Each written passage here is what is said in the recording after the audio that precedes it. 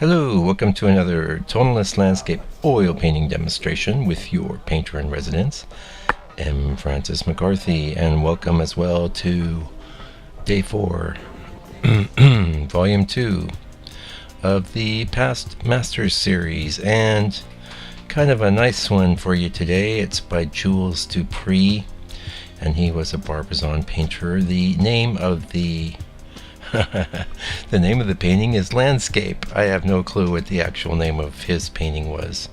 And when that happens, I just call him Landscape. However, this is pretty significant painting, and I'll tell you why, for me anyway.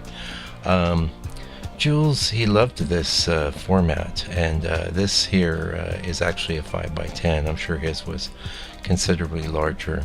And I have resisted panoramic formats like this for my entire painting career until I decided to go after this one, and I liked it so well that I went and had a bunch more boards cut at my ply guy, and I've done 4 with these dimensions, and actually this at this size, which is 5x10. And I absolutely love it, and I'm finding that there's an awful lot of reference that I haven't been able to use in the past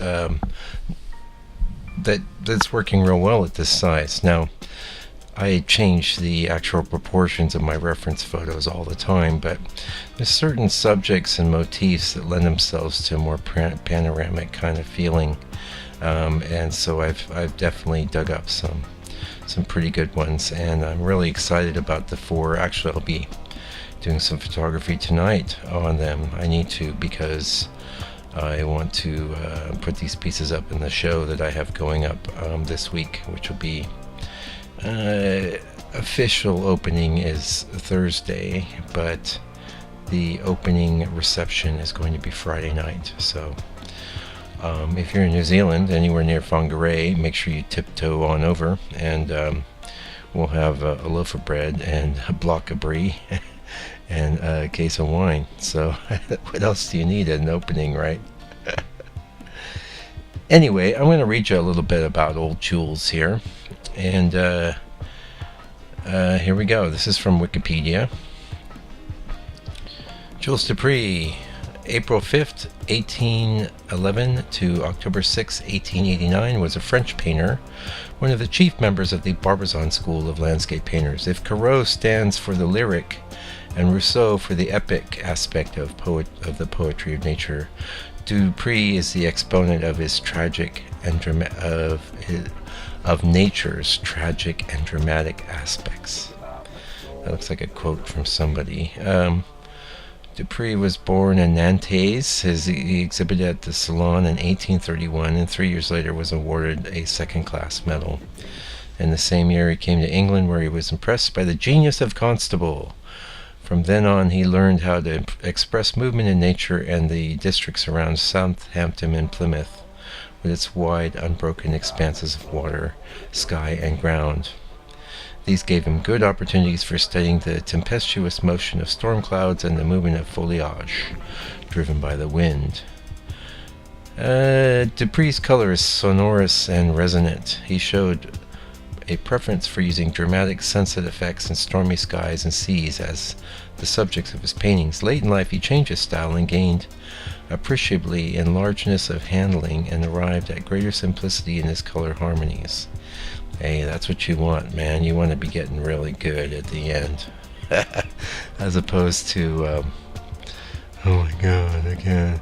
I wish I could paint as good as I used to. You know, that's not going to cut it. Anyway, there's a little biographical information for you. So, he was a pretty... Actually, I don't want to say he was a well-known Barbizon guy. He was back in the day. These days, I think he's largely unknown. People like Corot have a little bit of traction, and Rousseau. I'd say those are the 2 top guys from the Barbizon movement. But I really love Dupre's work, and like I say, he's reached out from the past and got me to do some panoramic formats. So that's awesome. And I'd heard about him from a friend of mine that was like, oh, you should look into Dupre. And then, of course, after looking into him, I realized I'd read references to him time and time again and not really followed up. But pretty good. I have a pretty good collection of some of his work. A lot of it I've got off of Pinterest. And, I'll probably be doing more. I have at least one more study in this series of Dupre and maybe two more. So Dupre's one of the guys I've added. And one of the things that kept me from adding his work sooner was, you're not going to be able to squeeze something like this into a 5x7. There's no way. You would have to chop something off.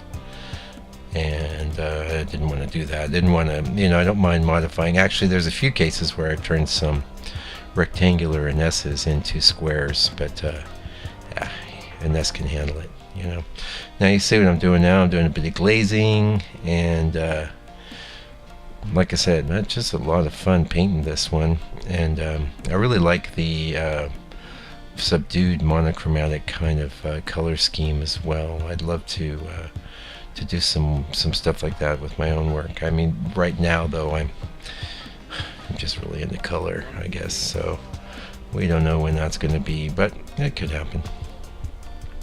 As a matter of fact, the name of my show is A Chromatic Journey, Paintings of M. Francis McCarthy, and I will be videotaping a little walkthrough of the show, and I'll put that up on the channel for those of you that can't make it.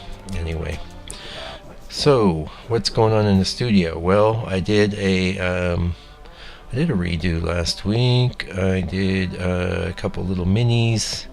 I did a what else I do? I did I've recently done quite a few large ones. I've got some sitting there waiting for work. Unfortunately, probably next week.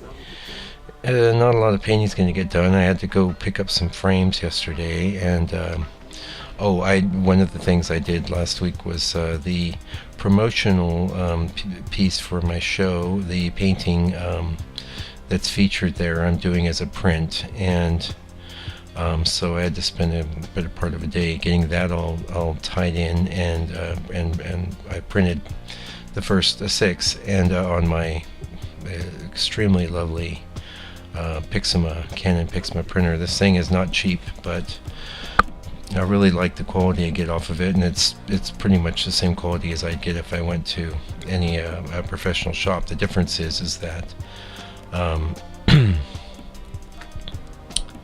I have full control, and it doesn't cost me extra money to tweak the colors and make sure they're perfect.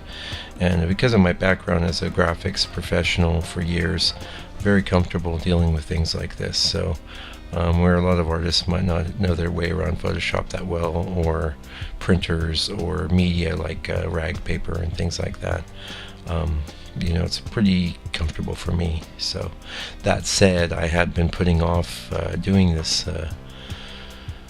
printing because it cuts to my painting time, but I decided that I'm going to roll this out as a print at the show, since it is the image that's tied into all my promotional work, and